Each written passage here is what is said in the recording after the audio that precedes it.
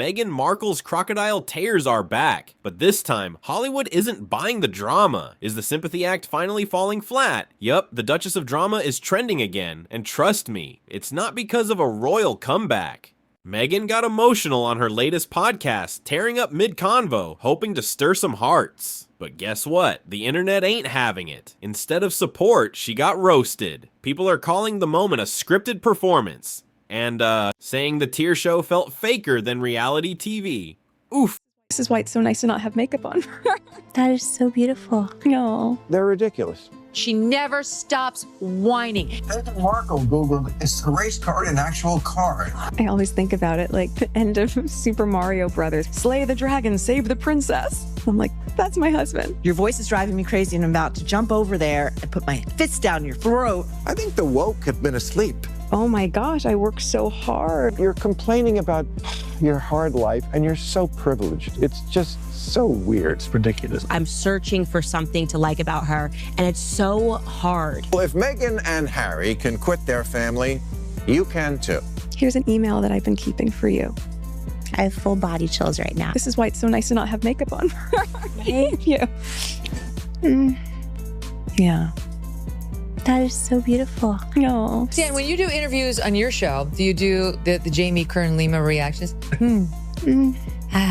Yes. Oh my God. Hold up. Meghan Markle is back in the headlines, and guess what? She's getting dragged again, this time by none other than Bill Maher, and he did not hold back. So here's the tea. Meghan shows up on this super emotional podcast with Jamie Kern Lima, and boom, the waterworks start. But like, were those tears even real? Because the internet says, girl, bye. Maher went full savage, calling out the Duchess for what he says were Oscar-worthy fake tears. Ouch. And let's not forget the host, Jamie. Was she interviewing Meghan or just handing out tissues? That whole thing felt more like a self-help retreat than a podcast. Fans aren't having it, critics are rolling their eyes, and Maher basically said what half of Twitter was already thinking. We're not buying the act. So now it's Meghan versus Maher, and this celeb clash is just heating up. Who's faking it and who's exposing the drama? I have full body chills right now. This is why it's so nice to not have makeup on. Thank you. Yeah. That is so beautiful. No. But I'm happy. I'm happy. And the kids are healthy and H is great. But I'm trying to also enjoy these big wins right now. Yes. Enjoy them. Meghan Markle just dropped a Time magazine photo that had the internet straight up spiraling. You've seen it. The dramatic power pose that looked less Duchess of Sussex and more auditioning for Avengers 6. And while Meghan struck her best superhero stance, Prince Harry was out here. Flopping hard on the BBC. We're talking deer in headlights energy. Even the royals, yes, the famously poker-faced Windsors, couldn't hide their cringe. But here's where it gets spicy. Insiders are spilling that Meghan isn't just misunderstood. Oh no, they say she's pulling a full Hollywood power play, chess pieces and all. Spotify already ghosted her. Netflix numbers? Not looking royal, and palace sources say her Royal Highness fantasy might be circling the royal drain. Let's be real, at this point, Meghan's queen energy is starting to look like a scripted role. And the public, not buying it. Is it time to hang up the tiara and stop signing autographs like she's still on the red carpet? Cause let's face it, the crown's heavy, but the hustle's getting heavier. When you do interviews on your show, do you do the Jamie Kern Lima reactions? Yes. Oh my God, there's something wrong with it. So Meghan Markle promised us her rawest, realest, most unfiltered self on her latest podcast. No glam, no script, just straight up emotion. But let's be honest, was that realness or just another perfectly rehearsed performance? Because from where we're sitting, it felt less like vulnerability and more like a Hollywood casting call in audio form. Every breath, scripted, every pause, perfectly timed, and that just me being real energy? Yeah, people aren't buying. It's insiders say Meghan's trying to reinvent herself again, but this version feels too polished to be personal, and social media, already calling it out as another Duchess in Distress episode. Is she opening up or just opening a new PR campaign? You decide. But one thing's for sure, the Meghan Markle rebrand tour is rolling, and not everyone's clapping. 40 minutes into the podcast, this little picture, quite a grainy picture, flashed up, which shows a basket of, homemade preserves with a card on it, HRH. Duchess of Sussex, Meghan.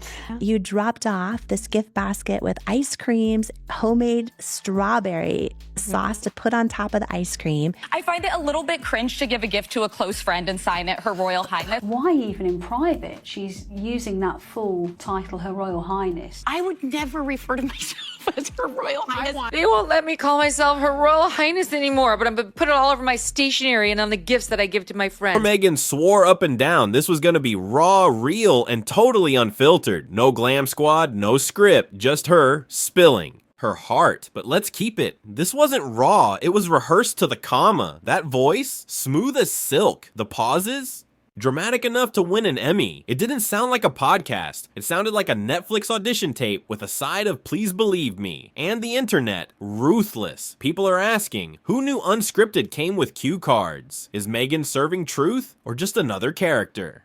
Either way, this royal reboot is getting called out, and fans are officially over it. Work so hard. The moment that everything sells out, it doesn't mean that we're done. It means we're working on replenishment and what are the next SKUs and what's the next tranche of products and what's the timing on that, and writing the newsletters and writing the social media captions and making sure that all that feels in line and what's the cadence of it. And in this interview, she really goes on these tangents of talking about how stressful her day is. And when I was listening to it, I was thinking, no, that sounds like a normal day to me, Meghan. So the headline screamed sold out in 30 minutes. Meghan's big launch was hyped like the second coming of Goop, candles, creams, and Duchess. Dreams flying off the shelves, but hold up, not so fast. Critics are calling it out as just another PR stunt in pearls. Because here's the real tea. Insiders say the actual stock? Embarrassingly low. We're talking just enough to fake a frenzy and spark some tabloid buzz. So was it a viral sellout or a staged stampede? Folks online aren't fooled. They're calling it classic Markle magic, smoke, mirrors, and a whole lot of marketing. And if this is her big comeback play, let's just say the royal tea's getting lukewarm. I just think she's crying for sympathy, playing the victim, when there's nothing to be a victim about, and there's also no sympathy to be granted for this lifestyle that she's chosen to live. Word on the street. Meghan's latest lifestyle launch has backfired big time. A month later, and yep, customers are still waiting on their orders. No tracking numbers, no updates. Just crickets. And while people are chasing refunds, Meghan's out here filing trademark claims for yoga mats and pet bowls like she's building the next Amazon. Fans, the ones who used to ride hard for her, are now calling it what it is, a desperate cash grab from a brand that's barely breathing. But wait, it gets better. That podcast she swore would be raw and real, turns out. It's just 45 minutes of humble brags, name drops, and polished monologues. Less vulnerable Duchess, more welcome back to the Meghan Markle show. Now with extra lighting and scripted pauses. So here's the question, are we witnessing a heartfelt comeback or the final act of a fading brand clinging to the spotlight?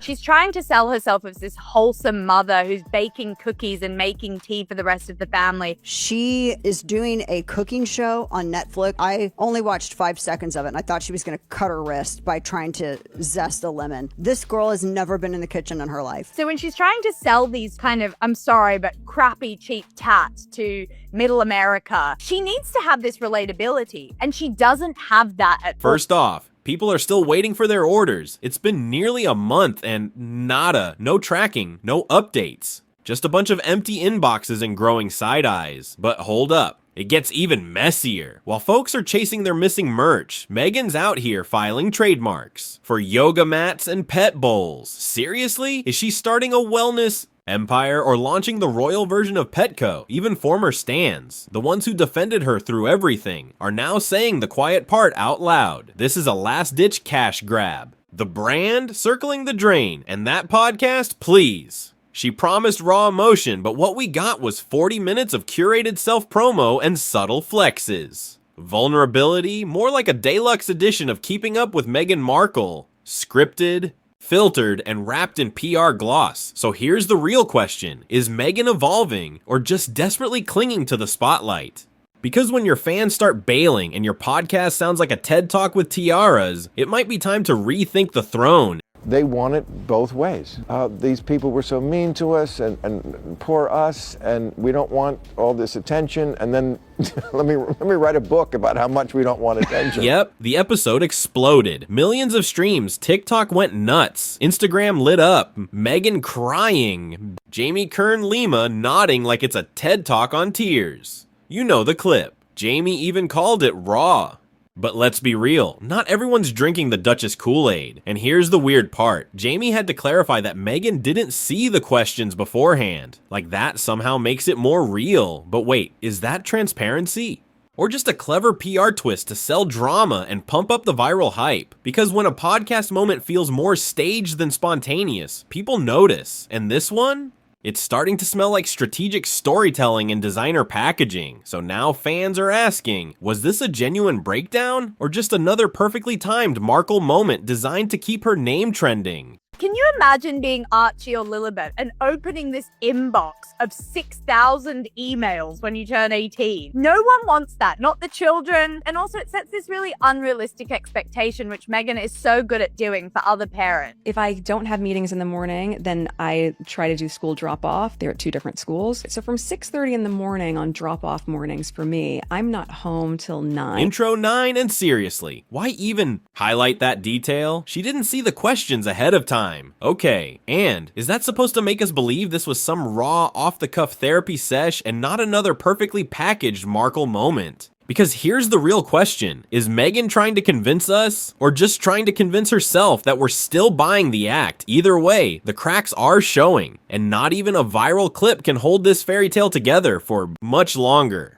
Her life is so hard because she has to do school drop-offs, and thank God that she's got a live-in nanny basically raising these 2 children. You haven't seen any of the questions ahead of time, and we're in our sweats, and you look the exact same with no makeup as makeup, and we're that's very She's allegedly wearing no makeup. Meanwhile, she's got like the perfect blowout. Like she's completely camera ready. And she also is pretending like she's crying. There isn't a tear in sight. It's an actor's trick. During promotion for Suits, she was joking with one of the photographers that she can cry on command. Left eye, go. And then you watch a tear fall down her face, and then she starts cackling because she's so proud of herself. She has this really famous thing where she says 1 tap left eye and she can make herself cry on demand. Because no matter how you slice it, those emotional podcast waterworks?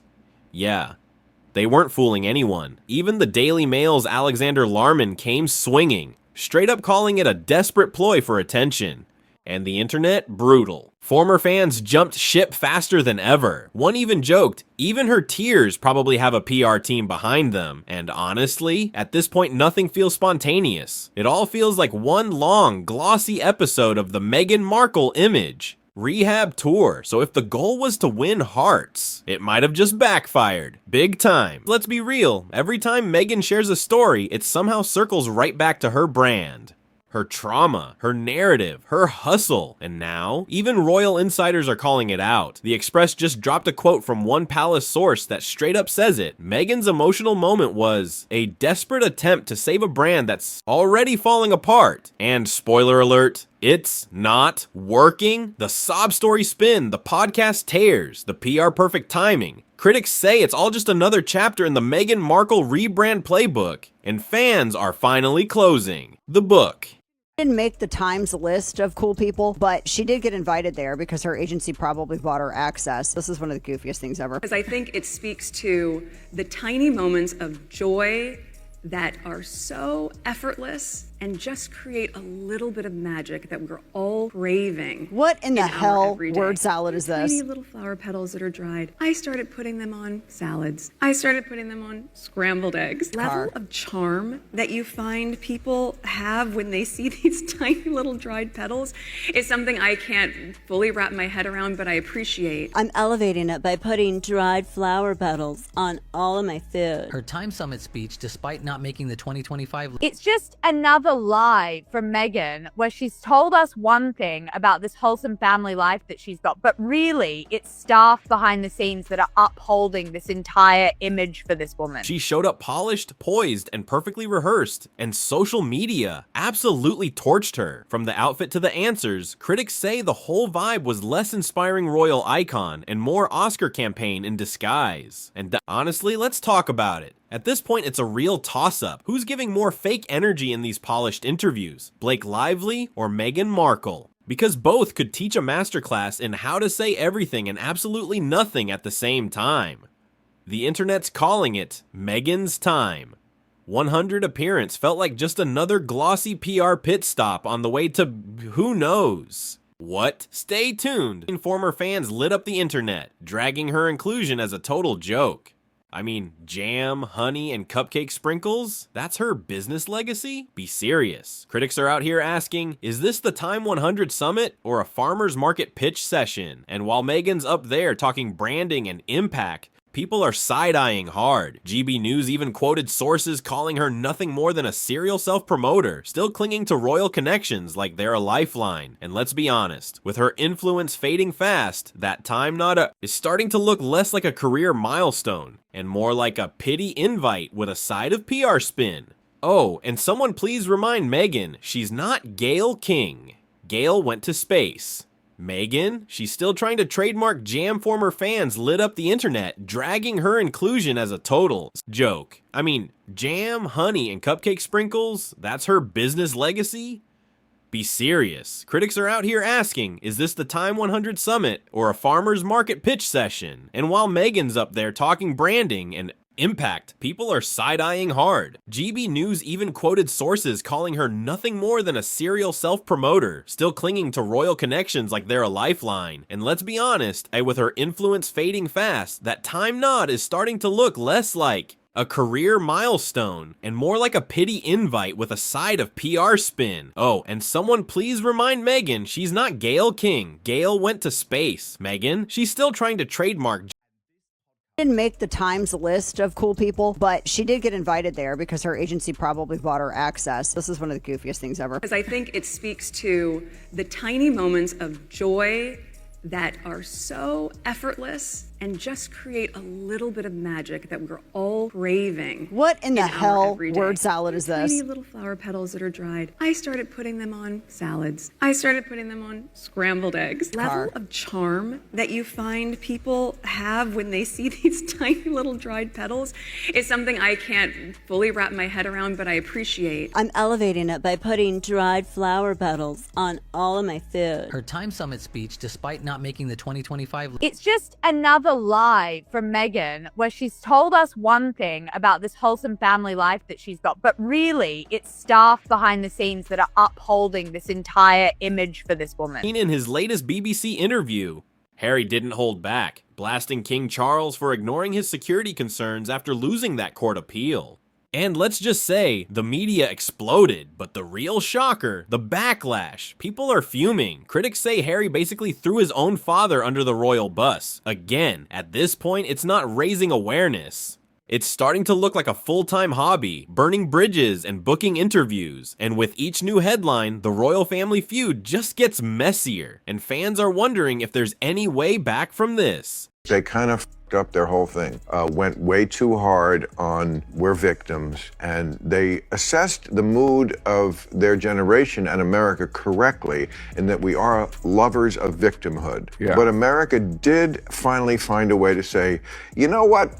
We love victims, but you two, we've just had a little too much of it. I mean, tone deaf could be Meghan Markle's middle name. She married for money. It's very clear she bagged the elephant. She was thrilled. She became a, quote, princess. I mean, Meghan did claim that before dating Harry, she never Googled him, and she said she didn't know much about the royal family. It was planned from the beginning. I know someone who knows the ex-husband who said she had a vision board with Prince Harry on it. Before they met? Yeah. He lost at the trial court level on this push to make the British royal royal family pay for his security when he goes to the UK. Once they realise that myself, my wife, and our kids are happier outside of the institution, please just look at the fact. Look at the risks. Look at the threat. Look at the impact that if anything was to happen to me, my wife, or my father's grandchildren, look where the responsibility lies. What a manipulation. My father's grandchildren. They're gonna and it will be his fault. It's gaslighting on a grand scale. But as soon as Meghan Markle made it absolutely clear that it was all about the moolah, it was all about the big bucks, it was all about trading off the royal name, but she was lining up these deals when she was still the Duchess of Sussex. She was in talks with Disney, she was in talks with the publishing companies, in talks with Netflix. At that point, the late Queen Elizabeth II, quite rightly, in my opinion, said, no, there is no half in, half out. So you go with our blessing, but you lose everything. But I have zero sympathy for him. The fact that he is putting his father through this in the final years of his life. And Meghan, there are members of the royal family who believe that Harry's behavior hastened the death of the late Queen Elizabeth II. I believe that too. That's what I say. I say those two killed the Queen. Usually when we're together, we're in our cozy sweats and no makeup. So that's how we are today. No one's picked up my book proposal yet. Yes. I haven't found my soulmate yet. Everything is yet. The power of yet. The power of yet. Yet.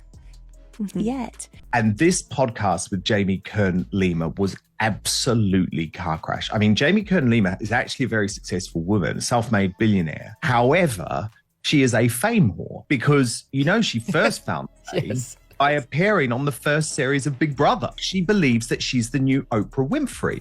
And the problem is, you realize these are the types of people Meghan Markle is surrounding herself with. And none of them are prepared to ever give her a dose of reality. Podcast host Jamie Kern-Lima drew flack for her enthusiastic delivery. It felt super forced and fake praise. The Daily Mails. Sarah Vine torched him, calling his somber tone nothing more than a royal pity party, accusing Harry of using King Charles's cancer diagnosis to grab sympathy points. And it's not just the press. ITV News says palace insiders are livid, calling his comments in terrible taste and saying he crossed a line that might be impossible to walk back. Meanwhile, the Mirror reports King Charles is seriously losing trust. Insiders say he's terrified that private family struggles are turning into public circus acts, all courtesy of Team Sussex. And the fans?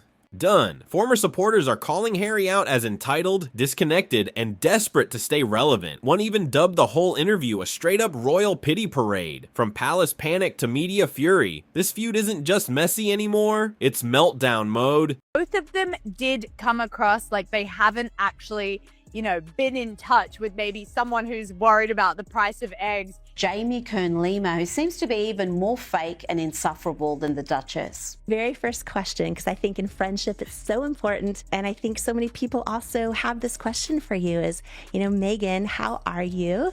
And are you okay? That's so kind. Yes, it really is that awful. I may have blacked out from smack. She's a princess too, and Harry is slaying dragons to rescue her. Look what we've built. We've built a beautiful life, and we have 2 healthy, beautiful children. And I always think about it like the end of Super Mario Brothers when you get to the final level. And what's the goal in Super Mario? They're like, slay the dragon, save the princess. I'm like, that's my husband. Who is Harry rescuing her from? The family she abandoned before making him abandon? The royal rogue didn't mince words, calling Jamie's high-pitched, overdone tone downright unbearable. And the wildest part? They accused her of mimicking Meghan's emotions like a hired cheerleader. It didn't feel like a heartfelt chat. It felt like PR theater, with Jamie playing the role of emotional sidekick in Meghan's perfectly polished, raw moment. The internet's not buying it. Critics are calling the whole thing a scripted sympathy parade. And now both Meghan and her host are under fire for turning vulnerability into viral content, when even your backup gets roasted. Viewers said it felt less like an interview and more like Meghan brought her personal cheer squad to co-sign every line, when even the host is catching strays for being too soft.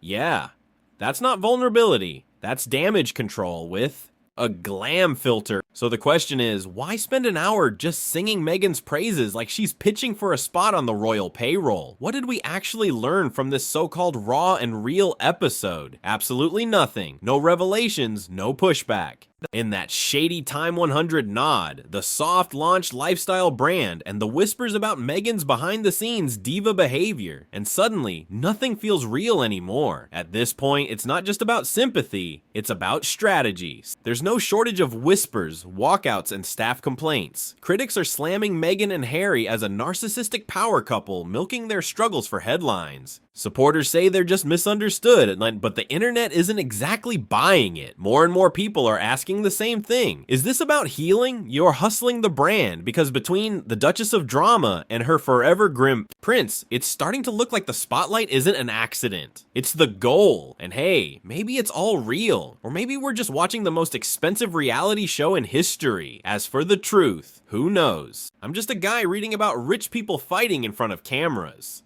Catch you tomorrow for more royal chaos and Hollywood meltdowns.